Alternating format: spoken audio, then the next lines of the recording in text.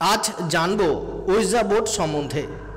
French এবং German শব্দের মিলবন্ধনে উইজা শব্দটির উৎপত্তি হয়েছে, যার অর্থ হ্যাঁ।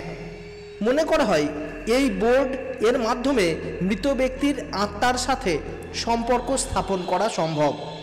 আমরা যদি ভগবানকে বিশ্বাস করি, তাহলে আমাদের এটাও বিশ্বাস করা উচিত যে শয়তান আছে।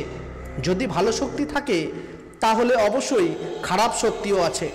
সাধারণভাবে ভালো শক্তি হোক বা খারাপ শক্তি আমাদের সাথে সম্পর্ক স্থাপন করতে পারেই না, কিন্তু কিছু মানুষ এই শক্তিকে ডাকে এবং নিজের স্বার্থে ব্যবহার করে।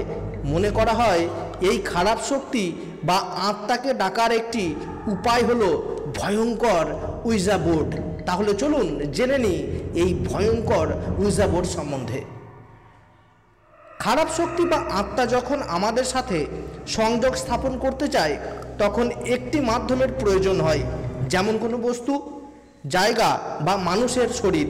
মনে করা হয় উইজা বোর্ড হলো এমনই একটি মাধ্যম। এই বোর্ডের সাথে যুক্ত আছে হার্ড আকৃতির কাঠের বা প্লাস্টিকের টুকরো, যেটিকে মূলত প্লানচেট বলা হয়ে থাকে। সমতল এই কাঠের বোর্ডে ইংরেজি বর্ণমালা 0 থেকে 9 সংখ্যা, ইয়েস, নো এবং কিছু চিহ্ন থাকে। প্লানচেটের উপর হাত রেখে একটি গোল টেবিলের চারপাশে বসে একত্রে কোনো আত্মাকে ডাকা হয়। ঘরে আত্মার উপস্থিতি টের পাওয়া গেলে প্লানচেটটি আত্মার নির্দেশ মতো বিভিন্ন বর্ণ নির্দেশ করে, আর সেই সকল বর্ণ যোগ করে প্রশ্নের উত্তর সাজানো হয়। আমরা মূলত আত্মা নামানোর পুরো কৌশলটাকেই বর্তমানে প্লানচেট বলে থাকি। ভিডিওটি আপনাদের কেমন লাগলো তা অবশ্যই আমাদের কমেন্ট বক্সে কমেন্ট করতে ভুলবেন না। ভিডিওটি দেখার জন্য আপনাদের অসংখ্য ধন্যবাদ।